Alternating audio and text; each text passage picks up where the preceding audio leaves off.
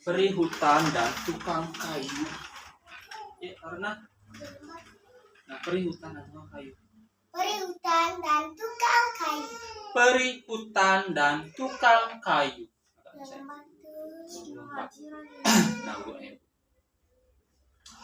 Pada suatu siang, peri hutan yang cantik sedang sibuk mengamati seseorang di hutan miliknya.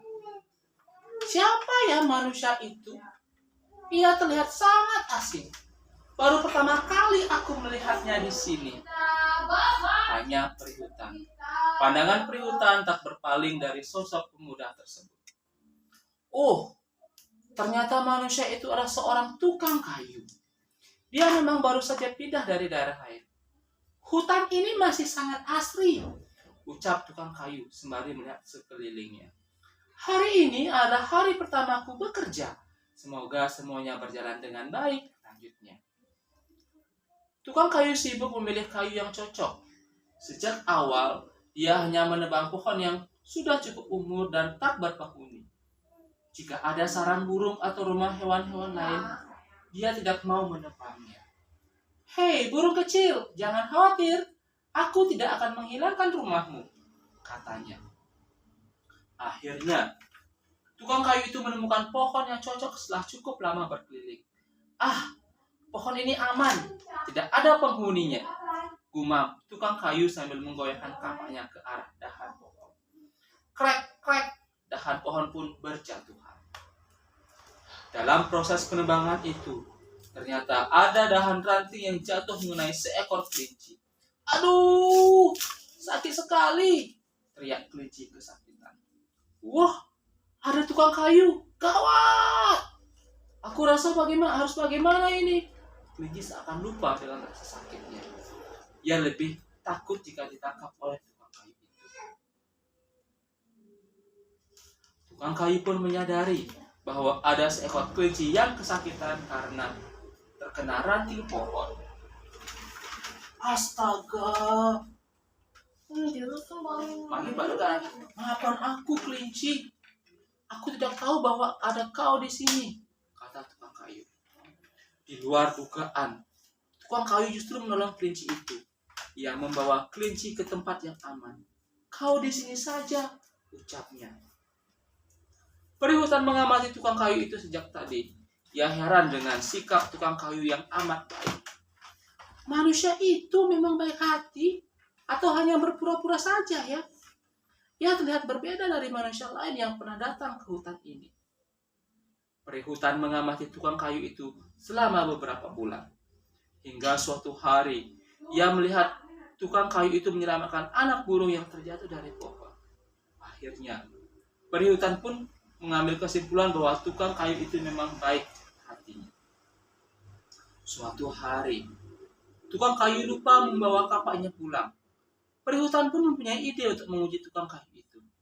Aku akan menggunakan kapak ini sebagai penentu.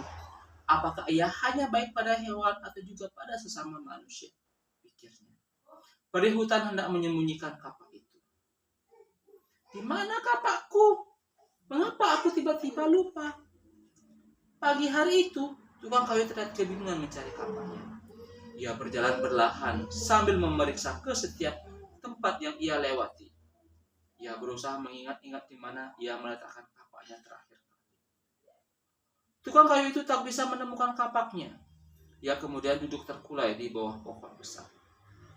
Sejak tadi aku sudah mencari, tapi tidak ada hasilnya. Bagaimana aku bisa bekerja besok? Aku tidak punya cukup uang untuk membeli kapak baru, tanyanya kebingungan. Tak lama kemudian, ia terlihat seorang pengembara yang berjalan mendekati tukang kayu. Hei, maaf mengganggumu. Mengapa kamu bersedih di tengah hutan seperti ini? Apa yang terjadi? Tanya pengembara. Aku kehilangan kapakku. Padahal itu adalah kapakku satu-satunya.